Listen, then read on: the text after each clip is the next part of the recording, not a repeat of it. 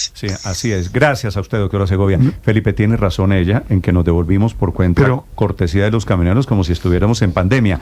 Afortunadamente la pandemia nos dejó la elección de la virtualidad. No, eso fue exactamente lo que a mí me gustó de lo que dijo. Ella dice que eso para los... los de colegio público no es cierto. Para las personas que tenemos la posibilidad de un computador, que tenemos la posibilidad de virtualidad, pero ella lo que más insistió, y yo lo iba a subrayar, es que a los niños, Néstor, es que hay muchos niños que no tienen un teléfono. Padre, lo que digo es, ¿qué es mejor? ¿Que los niños no vayan a clase o que la mayoría de los niños en Bogotá, en todo el país? Lo que pasa es que el servicio público parece que es la minoría la que tiene la posibilidad de porque no tienen computador, no tienen celular, no tienen internet, no tienen nada.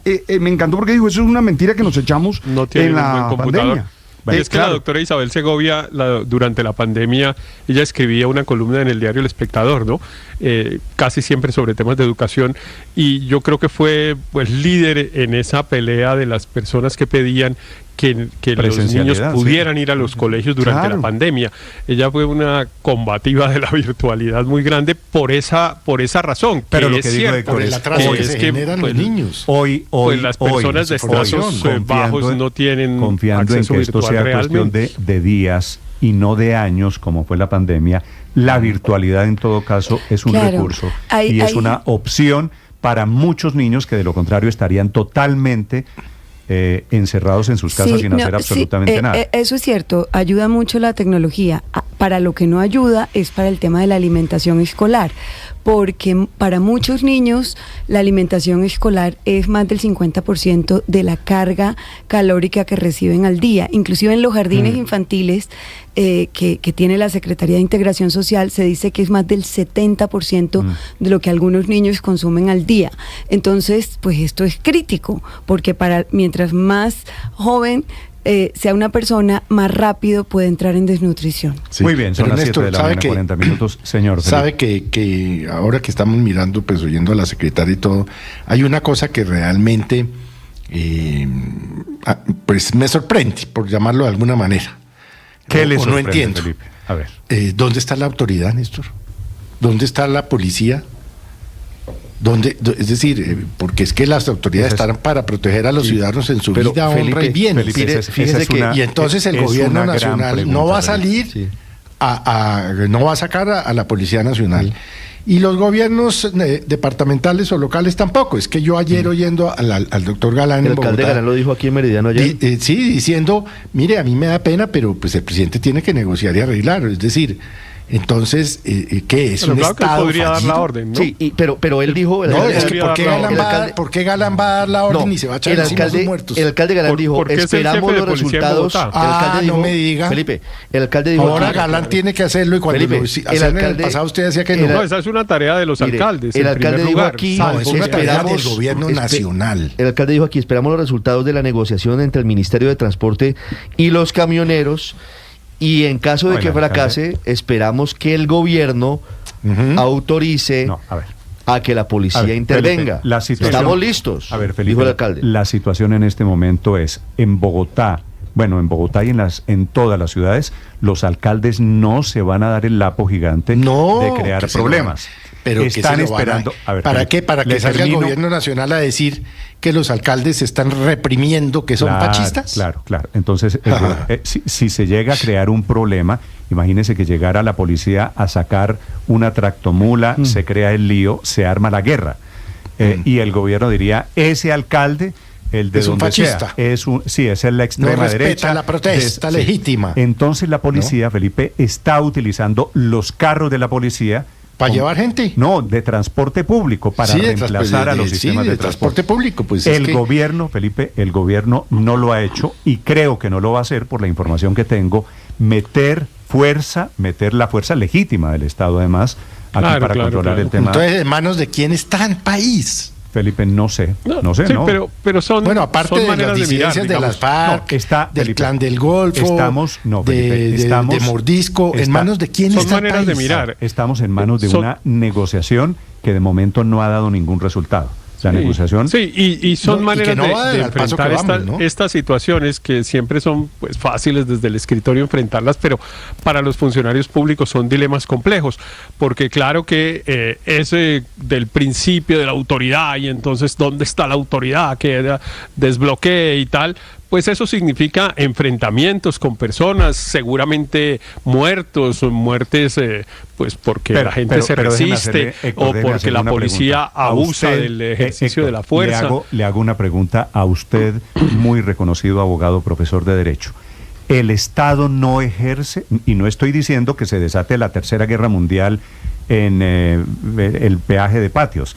Le estoy diciendo, aquí se volvió anatema que haya presencia del Estado. El Estado, es mi pregunta, no tiene derecho a usar fuerza legítima que le confieren los gobernados. Claro, Néstor. ¿La fuerza legítima del Estado no es incuestionable?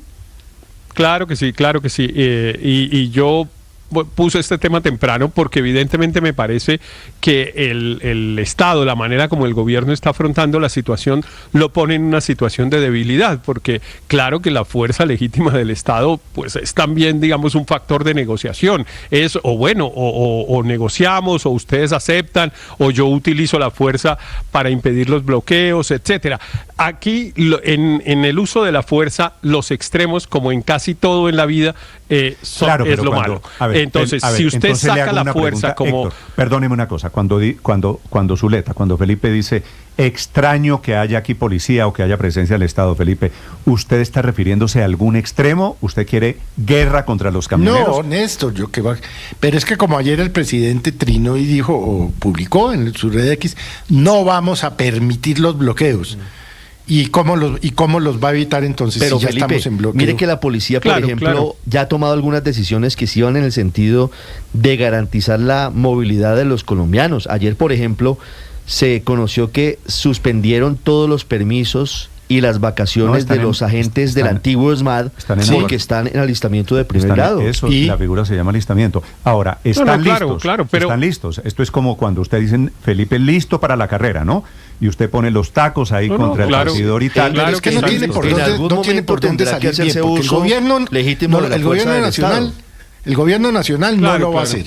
Y los alcaldes tampoco, porque no se van a dar la pena, ni pendejos que fueran, de que salga el propio presidente a decir en sus redes que los alcaldes fascistas que atacaron al pueblo. Entonces estamos en una encrucijada sin salida. Sobre todo porque los que empezaron la moda de los bloqueos, por lo menos al transporte masivo en Bogotá, son los que hoy son gobierno.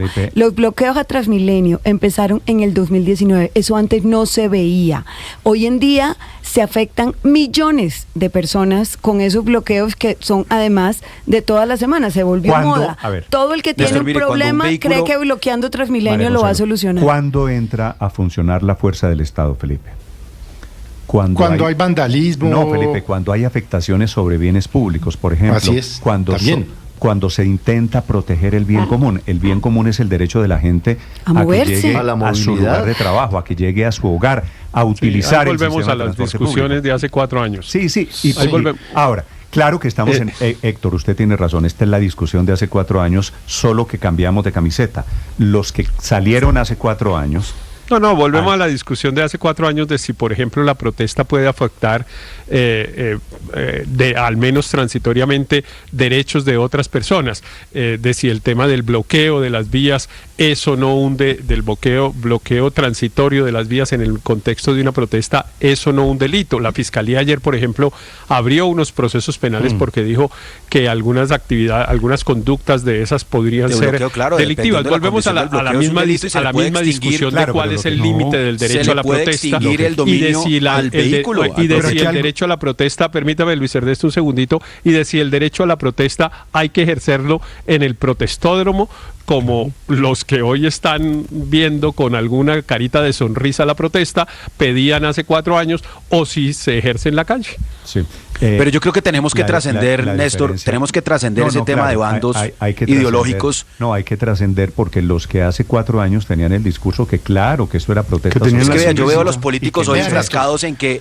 veo a los políticos hoy enfrascados, que es que Petro dijo esto antes y que hubiera dicho esto antes. Eso no le sirve para nada al país en estas condiciones. Lo responsable fiscalmente, y lo reconocerían lo responsable fiscalmente, y lo reconocerían seguramente personas más conservadoras, más de derecha, es lo que está haciendo el presidente. Entonces hay que rodear la medida, y lo que irresponsable, Néstor, permítame, a ver, Luis Ernesto, lo irresponsable dígame, fue que... ¿por qué no creían que eso era responsable fiscalmente hace 4 años? Porque eran unos irresponsables. Porque eran unos irresponsables populistas, y entonces quedaron en evidencia como irresponsables populistas, y reconociendo y enrostrándoselo, vamos a cambiar la realidad de los niños, del millón de niños que ahorita no van a tener alimentación escolar. Entonces lo vamos a resolver simplemente diciendo que eran unos populistas. ¿Usted qué tiene que decir de este trinito? Mayo 25 del 21. Los bloqueos deben seguir. Ni un paso atrás. Patria, socialismo o muerte. Un puñado de acomodados ciudadanos con ínfulas de burgueses no pueden venir a impedirnos ejercer el libre bloqueo. ¿Quién escribió eso? Yo le respondo, Felipe, le respondo. ¿Sabe qué dice? ¿Sabe qué tengo que decir? Hacerla sentir con fuerza. ¿Sabe quién ¿Sabe qué tengo que decir? No, espere que yo ¿Sabe no sé. qué tengo que decir? ¿Quién lo escribió? ¿Quién lo escribió, Felipe? Petro Gustavo.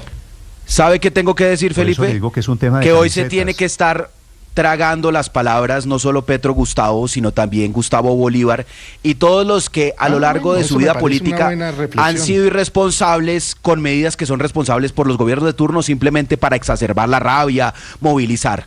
Entonces, ganar elecciones haciendo cosas irresponsables es muy fácil, gobernar en cambio requiere de decisiones responsables. Entonces, yo creo que por lo menos, ante la evidencia que es insostenible, absurdo mantener un subsidio como el que se mantiene, deberían estar todos de acuerdo en que lo que hay que hacer es avanzar, que es inaceptable la extorsión de los camioneros que tienen a millones de niños sin colegio. A partir del 22 y adicionalmente, con Felipe, este aumento gradual.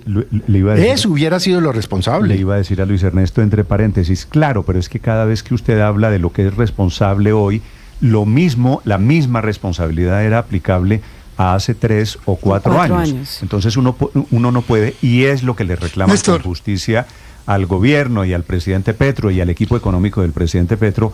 La responsabilidad de hoy, el concepto de responsabilidad fiscal de hoy es diferente al concepto de responsabilidad que había en la época del paro, o porque le están haciendo lo mismo hoy, y el paro que está enfrentando el presidente Petro, por supuesto que tiene mucho que ver con la actitud que él tomó en el pasado. Uno subió al poder, Felipe, a hombros de la protesta social. Y así hoy, con una camiseta diferente a la del gobierno, Néstor, tiene que enfrentar la protesta. Pero bueno, claro, los escucho, la cuenta Blue Radio Co, para quienes están en el canal de YouTube, para quien quiera opinar sobre lo que está pasando hoy con los camioneros, una situación que desafortunadamente tiende a agravarse. Señor Aurelio. No, yo en el 2024 voy a sacar los mismos argumentos que tuve en el 2021. Yo en esto soy absolutamente coherente. Respaldé las protestas de 2021 y respaldo las de 2024. Y las respaldo basado en la ley. Vale la pena recordar el artículo 37 de la Constitución. Una parte del pueblo puede reunirse y manifestarse pública y pacíficamente. Pero no me quedo ahí. Retomo lo que también tomaba en el 2021. Los pronunciamientos de la Comisión Interamericana de Derechos Humanos, donde dicho vale la pena, estaba el hoy entonces embajador en la OEA, Luis Ernesto Vargas, en el punto 86 y 87, que reivindican, y es más, dicen cosas como esta: es que las alteraciones hacen parte de la protesta, y entre el derecho a la movilización y el derecho a la libre expresión, prima el derecho a la libre expresión como valor democrático fundamental de esta sociedad. De tal manera que, como dirían las mamás, le digo a Petro con el UMDO o el SMAT: caca, nene que se unta, quietico con el SMAT. Respetemos la protesta pública y pacífica como era en el 2021, Aurelio, y como debe ser en el 2024. Néstor, esto no permítame rechazar, permítame rechazar lo de la fiscalía. Aurelio, no, esto no es con ESMAD, esto es con grúas. No, cualquier agente de tránsito quienes tiene... están pidiendo la autoridad del Estado, Felipe, esto no significa que están pidiendo guerra, que se metan a violencia, nada. No. Néstor, es que mire, el Estado tiene una facultad muy sencilla. Cualquier agente de tránsito, lo he vivido, cualquier persona que conduce un vehículo, pues puede detener el vehículo, y si no cumple con las condiciones, puede detener el vehículo y llevárselo a patios. Eso lo puede hacer cualquier agente de tránsito con cualquier camión que esté bloqueando una vía. Entonces, y adicionalmente, si está involucrado en un delito, piense que pasaría si está involucrado en un delito, se mete a un bloqueo de estos y recoge un camión y se lo lleva. O sea, ese sería el comienzo de una guerra. Claro, ¿no? pero esa grúa, le digo, Néstor, si hay niños atrapados en buses escolares, como lo hemos visto en las últimas horas, si hay ambulancias que no pueden pasar y personas enfermas que no pueden llegar a una atención médica, pues lo que tiene que hacer es levantar ese camión con una grúa. Yo, la verdad, y debo decirlo, he visto por lo menos en el paso a La Calera, que utilicé ayer varias veces, pues camioneros que están haciendo paso intermitente, que no tienen un bloqueo total. Luis Ernesto, y eso es una forma de protestar sin poner en riesgo situaciones humanitarias como las que le menciono. Pero la verdad, el Estado también tiene la capacidad y además la ley le da la facultad a la Fiscalía también de extinguir el dominio, o al Estado de extinguir el dominio si está